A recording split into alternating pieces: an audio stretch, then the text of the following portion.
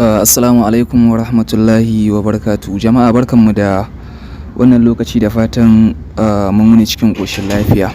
So kamar yadda aka saba yau insha Allahu za mu ci gaba da gabatar da karatunmu kamar yadda muka saba, wanda insha Allah wannan satin shine zai zama lesson na 8 kenan, wanda kamar yadda yake a jadawalin abubuwan da muka shirya za mu koyar. Insha Allahu yau za mu yi magana akan wani babban bangare wanda ake kiransa da suna top down analysis. To menene top down analysis? Top down analysis wani bangare ne da zai koya mana yadda ake yin analysis da kuma inda ya kamata ka shiga kasuwa, sannan kuma da wani time frame ya kamata ka yi amfani wajen yin analysis da kuma shiga ita kasuwa kenan. Domin da zarar ka zo za ka yi trading to fa dole ne ka fara tsayawa kai analysis akan ita wannan kasuwar da kake son ka shiga. To abun tambayar anan shine wani time frame din ya kamata na yi analysis, sannan ina san time frame din da zan yi analysis, to shin a shi wannan time frame din ya kamata na shiga kasuwa ko kuwa zan ƙara duba wani time frame din ne? To wannan amsoshin shine abin da za mu koya a wannan bangaren insha Allah. A bayan ba ku manta ba mun yi magana akan time frame shine lokaci na budewa da kuma rufewa na kowane candlestick da muke da shi a kasuwa. Misali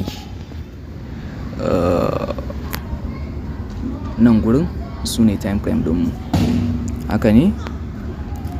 Da farko muna da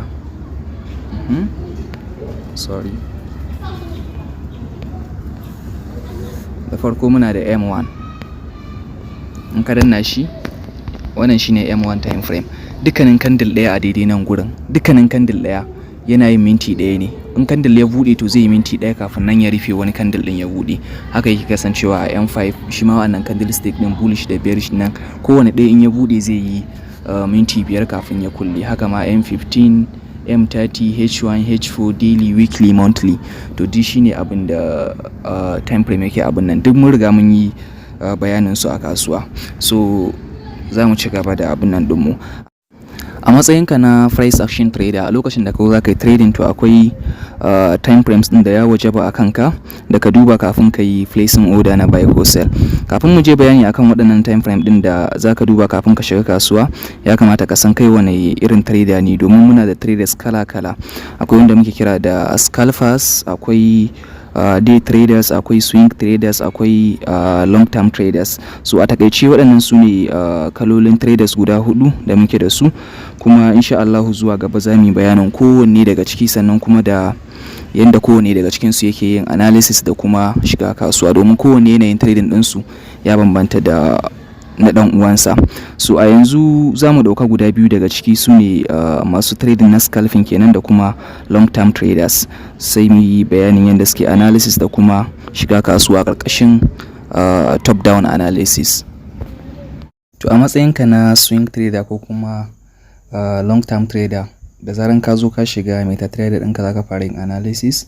To first time frame da za ka fara dubawa shine daily time frame. Za ka zo ka duba ga kasuwa me take yi, uptrend take yi ko downtrend ko kuma ranging. So bayan ka duba wannan sai kuma ka tafi zuwa 4 hour time frame. Anan za ka duba position ɗin da ya kamata ka abin nan. Misali sai ka zo ka samu kasuwa ana uptrending a daily kenan. So in ka dawo H4, anan za ka nema higher high higher low, higher high higher low da aka yi, sai ka jira kasuwar ta ƙara saukowa ta yi creating na mai higher low kafin nan ka shiga. So in ta zo ta yi creating na higher low din nan ma ba anan za ka shiga, za ku koma ne zuwa H1 domin ka nema signal ɗinka na ɗaya daga cikin reversal candlestick na muka lissafa. So anan ne za ka shiga. Barin wa da misali, sai ka zo kasuwar nan ka tarar da ita ana yin ranging a daidai nan gurin.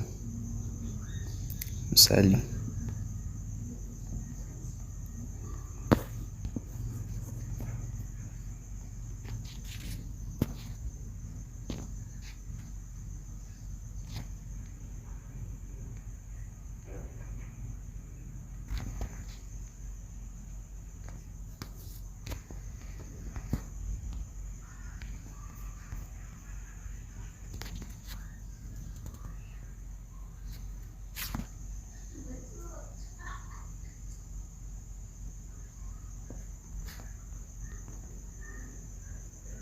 za mu iya cewa nan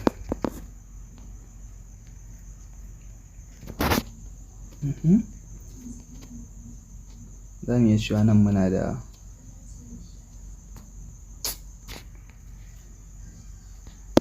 za mu iya cewa nan muna da resistance nan muna da support ko. So kasuwan sai ka zo ka tarar ta sako haka ta tashi ta zo nan gurin ta ƙara sakowa, kaga a nan gurin zaka ce ta sako haka bata ƙara so nan gurin ba, kaga nan zaka ce ana yin rangin ne an kusa a zo nan gurin kan wannan support din inda zaka yi buy kenan. So da an kusa zuwa nan sai ka koma kan me H4 ɗinka, misali sai ka koma kan H4. Wannan shine taho wanda suka yi, suna zuwa daidai nan gurin sai ga an zo kan me support zone din da ya kamata kai buy ko. To shi ma H4 din nan ba anan zaka shiga ba, sai ka koma kan H1.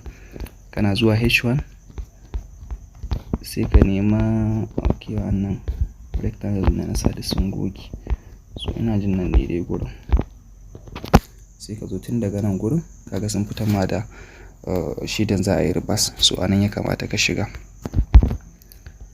Idan ka ce misali a daily za ka yi shiga ita wannan kasuwar, so kaga kana buƙatar confirmation na cewa daidai nan gurin daga nan dinnan za a juya, misali ta sako nan kana neman confirm din da zai tabbatar ma cewa daga nan za a daga a juya zuwa sama. So me zai tabbatar ma haka shine a kulle pin ba anan ko kuma engulfing ko harami ko.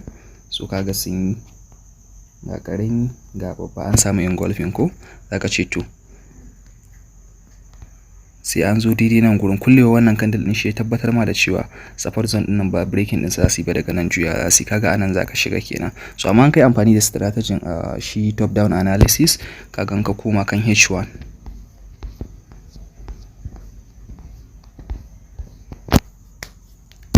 nan ne gurin, kaga ka koma H1 shi tun daga nan gurin ya baka signal na yin buy, shi kuma kaga daily sai da kasuwar ta daga sosai ta zo hannun kafin ya ce ma kai buy a nan gurin. So wannan shine kuma kaga daga nan misali kai amfani da na H1 tun daga nan zuwa nan babban time frame ne sosai, daga nan zuwa nan kai trading ma da lot size din da yake dan karami sosai zai baka almost wajen 100 shine wajen dala 10 kenan. So wannan shine yanda ake amfani da shi wannan strategy. Haka ma idan uptrend ake yi misali sai ka zo ka duba a daily sai ka samu ana uptrend din, kaga buy kake nema kenan ko. So sai ka tafi zuwa H4, anan ka riga ka duba kaga ana uptrend market ne, so sai ka tafi zuwa H4.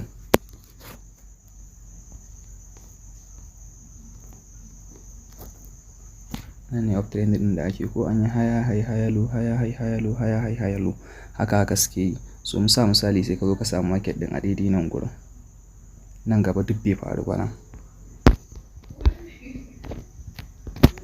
an yi wannan tashin an yi higher high an dawo za a yi higher low a H4. To da ka zo ka samu an taho za a yi wannan higher low din sai ka koma zuwa H1 ɗinka. Bari mu sa abu a nan gurin saboda mu gane gurin. To gurin ne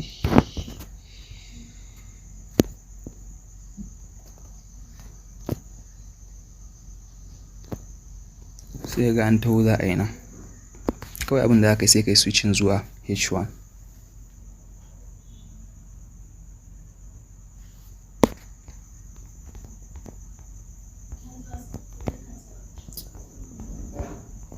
Ina can baya sosai, bari mu ɗau misalin abin da yake a kusa.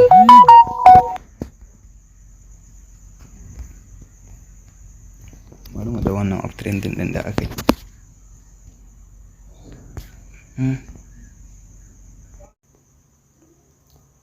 Kaga zaka ce mai an yi impulsive an dawo retracement. So a daidai nan gurin misali ka yi amfani da maybe trend line ne ko moving average, ko kuma ka yi amfani da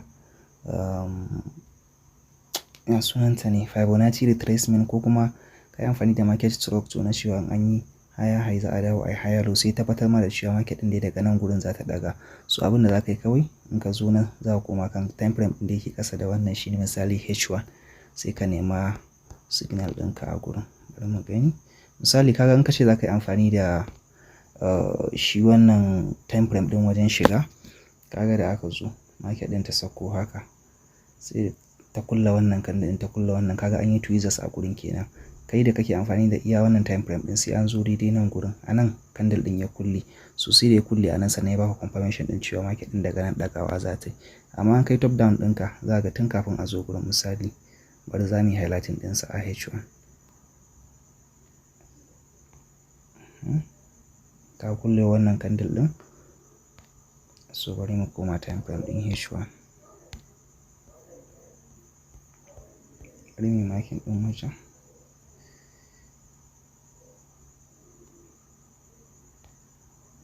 H1. So ka gani? Kaga tun daga nan sako wanda aka yi. Ana zuwa daidai nan gurin a kulle ma da harami. A H1 kaga a daidai inda suka baka signal na bayina. Shi kuma a H4 sai da aka daga aka zo hannun gurin kafin suka baka. Kun gan shi? Ga candle a bayan ga ɗan ƙarami nan a gaban shi wannan. Ga babba nan ga ɗan ƙarami ya bada harami kenan. Reversal candlestick. Kaga kana kallon kullewa wannan candle ɗin kawai sai ka shiga. Ka san cewa ɗagawa za a yi. So wannan shi ne a takaice. Shi dai top down ko a uptrend ko a downtrend duka abin ɗaya ne. Mun riga mun yi bayanin yadda ake gane market ɗagawa za ta yi, an gama retracement, an yi waye yadda ake nemo setup da ita mun riga mun yi abin nan ɗin wannan. Kawai dai ƙarin hasken shi ne ana kawai ƙarin hasken shi ne ba a yin analysis a kuma shiga kasuwa a time frame ɗaya. Kamar yadda duk muka yi bayani, in ka zo za ka fara duba daily ne ka ga market me take, uptrend take ko downtrend, sai ka tafi H4. Idan ka je H4 sai ka duba position ɗin da kake. An yi impulsive ne za a dawo a retracement. So da an gama retracement ɗin nan ana shirin ɗagawa, maybe ka yi amfani da ko moving average ne ko kuma Fibonacci ne ko kuma market structure ne na cewa an yi impulsive za a dawo a retracement. So sai ka tabbatar da cewa daga guri kaza za a juya. To daga gurin nan sai kai makin ɗinsa sai ka koma zuwa H1. Kana koma H1 ana zuwa aka yi testing na gurin aka fitar ma da wani reversal candlestick, sai ka shiga. Daga nan kasuwar za ta ɗaga da kai. Kuma in ka duba za ka samu SL ɗan kaɗan. Misali kaga in ka ce da iya daily za ka yi aiki, da iya H4 za ka yi aiki da kai analysis ɗinka a kansa, sai aka zo a kulle ma wannan tweezers ɗin. To kaga kai sai a daidai nan gurin ka shiga kasuwa. SL ɗinka aka ce a ƙasa, misali ka sa SL a nan gurin. So amma kaga in ka koma a H1 za ga a H1 tun daga nan gurin suka baka signal na yin buy. SL ɗinka zai kasance a nan, kaga ka samu SL ɗan kaɗan kenan. So wannan shi ne dai a takaice. Sannan downtrend ake yi shi ma da abun ɗaya ne. Aka zo aka yi ƙasa, misali an yi ƙasa haka, sai ka yi analysis ɗin cewa daga daidai nan gurin kasuwan za ta juya. So kaga H4 sai a daidai nan gurin suka fitar ma da ni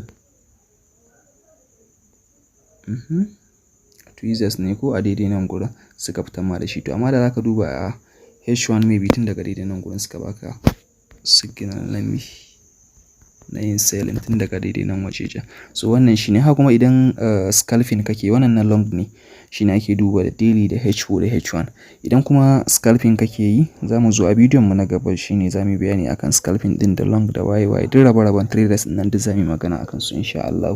So in scalping kake yi da ka zo za ka fara duba H4 ne. In ka duba H4 ga market uptrend take ko down, daga nan sai ka tafi zuwa H1 sai ka yi analysis ɗinka a nan, maybe trend line aka zo aka yi testing ko dai duk wani strategy da kake da shi aka zo aka abun nan. So daga nan sai ka tafi 15 minutes sai ka duba signal ɗinka a kanta. So wannan shi ne a takaice. Akwai littafin da za mu zo insha Allah mun gama wannan, za mu shiga cikin littafin, ya yi bayanai sosai akan shi top down analysis da ma abubuwa ma da daman gaske. So mun gama basic ɗin nan insha Allah za mu sa wannan littafin, za mu fara shi tun daga farko har zuwa ƙarshe. Za a zo sai a yi bayani akan top down analysis nan sosai insha Allah, yanda kowa zai fahimta. So wannan shi ne dai. Ana ranging misali a haka, in ka zo market ta ɗaga tana zuwa daidai nan gurin sai ka koma H1. Kana koma H1 aka baka reversal candlestick a nan, kawai sai ka shiga. So in ka shiga SL ɗinka a sama, inda a H4 ka yi amfani kafin a kulle mafin ba, maybe sai candle ɗin ya zo nan ko kuma a rami ko engulfing ko waye sai ya zo daidai nan gurin. So amma kaga in a H1 in ka yi amfani da wannan shi a hanyar na top down ɗin nan, za ka tun daga daidai nan gurin farkon trend ɗin anan ya baka reversal candlestick da aka shiga. So za ka ga SL ɗinka baya yin yawa sosai kuma ka kama trend ɗin tun daga farkon shi. So wannan shi ne dai a takaice. Ina fatan an fahimta. To da wannan muka zo ƙarshen karatunmu na yau kenan, sai kuma mun haɗa lesson na gaba idan Allah ya kai mu. Muna muku fatan alkhairi da fatan nasara a gare ku da mu baki ɗaya.